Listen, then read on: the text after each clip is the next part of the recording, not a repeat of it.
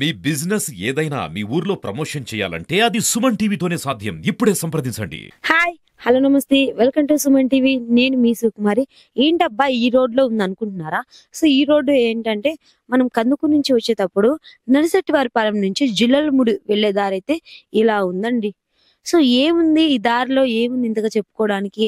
అన్ని దారులు తీస్తున్నారని అనుకోవచ్చు, కానీ ఈ దారిని మేము ఇంత ప్రత్యేకంగా ఎందుకు చూపిస్తున్నామంటే ఒక్కసారి మీరే చూడండి. మామూలుగా మనం ఎన్నో దారులు చూస్తుంటాం, ఎన్నో రోడ్లు చూస్తుంటాం, ఏదో ఒక ప్లేస్ లో జస్ట్ అలా కొంచెం పోవడం, గుంతలు రావడం అలా ఉంటాం.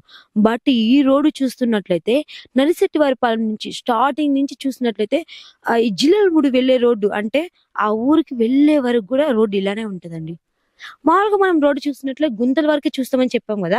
ఈ రోడ్డు ఏంటంటే చూడండి, రాళ్ళు, అంటే రాళ్లతో బయటకు వచ్చిందంటే ఒక్కసారి మీరు ఊహించుకోండి. ఇది ఈ రోడ్డు ఎంత దారుణంగా వేశారంటే ఇది కల్తీ రోడ్డు అని కూడా చెప్పుకోవచ్చు. ఒక వర్షం చెప్పాలంటే ఈ రోడ్డు నాణ్యమైనది కాదు. దీన్ని బట్టే మనకు అర్థమవుతుంది ఈ రాళ్ళు బయటికి వచ్చున్నాయి. అసలు ఎంత దూరం అని అలా మనం వెళ్ళగలం? మామూలుగా ఒక కొంచెం దూరం వెళ్తేనే మనం ఇబ్బంది పడతాం. అలాంటిది 3-4 కిలోమీటర్స్ ఇదే రోడ్డు మీద వెళ్ళాలి. ఇక్కడ వచ్చే వాళ్ళు ఎంత ఇబ్బంది పడుతున్నారంటే, కొంతమందికి ఇక్కడ చూసినట్లయితే చుట్టుపక్కల పొలాలు ఉన్నాయి, మంచిగా పంటలు వేసుకుంటున్నారు. ఇలాంటి దారి ఉన్నప్పుడు పొలానికి ఎలా వెళ్ళగలుగుతున్నారు? ఎలా వెళ్తారనుకుంటున్నారు అసలు? ఒక్కసారి గుర్తించండి. సో మనం ఎన్ని రోడ్డు చూసాము, ఈ రోడ్డు గురించి ఈ రోజు ఇంత ప్రత్యేకంగా చెప్పుకోవడానికి కారణం ఇదే. మామూలుగా మీరు అనుకోవచ్చు, ఏముందిలే ప్రతిసారి ఇలానే చేస్తారు, ఇదేం రోడ్ అని అనుకోవచ్చు. ఒకసారి మీరే చూస్తే అర్థమవుతుంది. మామూలుగా మనం ఇలా గుంతల వరకే చూస్తాం. ఈ రాళ్ళు అసలు కంకర బయటికి వచ్చిందంటే ఈ రోడ్డు ఎంత దారుణంగా ఉందో మీరు అర్థం చేసుకోండి. సో దీన్ని బట్టి మీకు అర్థమవుతుంది. సో ఇలానే కాదు, ఈ ప్లేస్ అనుకుంటున్నారు, అటు సైడ్ కూడా ఇలానే చూపిస్తా, లైవ్ లోనే చూడండి. ఇక్కడైతే బస్సులు వెళ్ళడానికి ఎంత ఇబ్బంది పడతాయంటే అసలు జస్ట్ బైక్ మీద వెళ్తేనే అలా అనిపిస్తుంది. ఇంకా ఆటోలో ఎలాంటి ఇబ్బంది పడతారు? ఆటోలో 4-5 ఉండొచ్చు, బస్సులో స్కూల్ పిల్లలు, వ్యాన్లు. సో దీనివల్ల చాలా మంది హాస్టల్లో వేస్తున్నారు, చదువుకోవడానికి వాళ్ళకి ఇబ్బంది అవుతుంది. మీరు అనుకుంటున్నారు నేను కొంచెమే చూపించానని.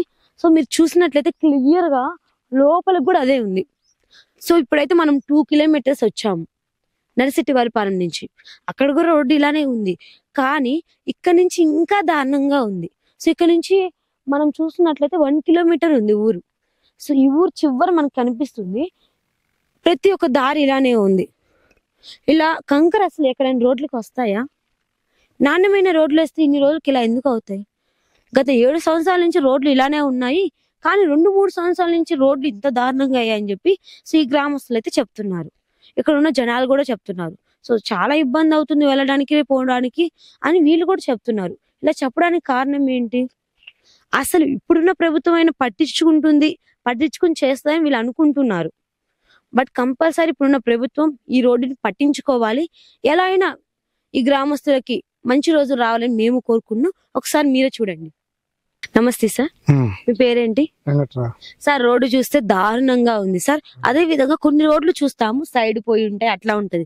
బట్ ఈ రోడ్డు చూస్తే లోపల నుంచి రాళ్ళు, కంకర రాళ్ళు కూడా బయటకు వచ్చాయి సార్. ఎందుకు, ఎప్పటి నుంచి ఇలా ఉన్నాయి? ఇది 2 సంవత్సరాల నుంచి ఎట్నే ఉందమ్మా. 2 సంవత్సరాల నుంచి బాగా పోయింది, అంతకుముందు సుమారుగా డ్యామేజ్ ఉండింది.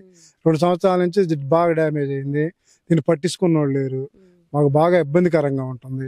బళ్ళు పొలం పోవాలన్నా, అటు తిరగాలన్నా, కందుకూరు పోనైనా రానైనా మాకు ఇబ్బందిగా ఉంది. దీన్ని ఏదో తొందరగా వాల్ చేసి గవర్నమెంట్ తరపున రోడ్డు వేపిస్తే మేము సంతోషపడతాం. మామూలుగా మన ఊరు గ్రామస్తులందరూ కలిపి ఎమ్మెల్యే దగ్గరికి వెళ్ళేసి అడగాలి కదా సార్. అడిగాము, వేపిస్తామన్నారు, ఏదో అన్నారు, కానీ ఇంక దీన్ని పట్టించుకోలేదు పోయినసారి. ఇప్పుడు కొత్త ప్రభుత్వం వచ్చింది, ఏమన్నా వేస్తారేమో ఆలోచిస్తున్నాము. Thank you sir. Okay sir, మీ పేరేంటి? రాఘవరెడ్డి. సో మీరైతే ట్రాక్టర్ లో వెళ్తున్నారు సార్. రోడ్డు చూస్తే చాలా దారుణంగా ఉంది. సో వెళ్ళేటప్పుడు ఎలాంటి ఇబ్బంది ఫేస్ చేస్తున్నారు? ఏం చేస్తావు, ఈ వేసేవాళ్ళు లేకపోయా, ఎమ్మెల్యే అనే గెలిచినా గానీ వాళ్ళ గురించి ఏం పట్టించుకోకపోయా, ఏం చేస్తావమ్మా, ఇట్లానే అవస్థ పడిపోతానే వాళ్ళ. అంటే ఊరు గ్రామస్తులు అందరూ కలిసి చెప్పాలి కదా సార్, ఇలా రోడ్డు చెప్తే చెప్పారు ఇంత ముందు ఒకసారి, ఎన్నిసార్లు చెప్పినా కానీ గత ప్రభుత్వం 4 సంవత్సరాలు చేసినా అట్లానే పోయా. ఏం చేస్తాం? అంటే ఎన్ని సంవత్సరాల నుంచి ఇలా ఉంది సార్? ఇది గత 7-8 సంవత్సరాల నుంచి ఉందమ్మా ఇట్లానే. కానీ ఇంత దారుణంగా ఎప్పటి నుంచి అవుతుంది సార్ ఇలా? 3 సంవత్సరాల నుంచి. Okay sir, thank you sir. నమస్తే పెద్దాయన. అమ్మా మేము ఎన్నో రోడ్లు చూస్తాం పెద్దాయన, కొంచెం అటు ఇటుగా కొంచెమైనా పర్వాలేదు, బట్ ఈ రోడ్ చూస్తే మరీ దారుణంగా ఉంది. ఏంటి పెద్దాయన? ఊరు పట్టించుకునే వాళ్ళు లేరమ్మా. ఈ రాజకీయ నాయకులు కానీ ఊళ్ళో వాళ్ళు కానీ ఊరికి వాళ్ళు ఎగదోసుకొని పోవటం, ఒకసారి బయటికి అది మెలక ఉంటారు. ఇది నానా ఇబ్బందులు పడుతున్నాం. పొలం పోవాలన్న బళ్ళు చాలా మంది పడ్డారు, దెబ్బలు తగులుతుండే, అట్నే ఎగదోసుకొని పోవటం. ఎవరు పట్టించుకునే వాళ్ళు లేరు. ఈ ప్రభుత్వం అట్ట ముందర ప్రభుత్వం అసలు లేదు. ఈ ప్రభుత్వం మారింది కానీ ఏమన్నా ఏదైనా లైన్ అయితే చేస్తారేమో. అది థ్యాంక్ యూ. చూసారు కదండి ఎలా ఉన్నాయో. తాగే పాలక నుంచి తినే తిండి వరకు ప్రతి ఒక్కటి కల్తీ కల్తీ కల్తీ. నేషనల్ హైవే వేస్తున్నారు, అక్కడున్న రోడ్లు అంత క్వాలిటీగా ఉన్నప్పుడు ఇక్కడ ఎందుకు క్వాలిటీ లేకపోతున్నాయి? ఎక్కడ తేడా వస్తుంది? ఎవరి దగ్గర తేడా వస్తుంది? ఒకసారి ఈ రోడ్డుని కూడా గుర్తించి ఇప్పుడున్న ప్రభుత్వం ఈ రోడ్డుని వేయాలని కోరుకున్నాం. సో ఇంకెందుకు చూస్తూ ఉండండి మరిన్ని వీడియోస్ కోసం మీ సుమన్ టీవీ. కెమెరామెన్ రాజాతో నేను మీ సుకుమారి.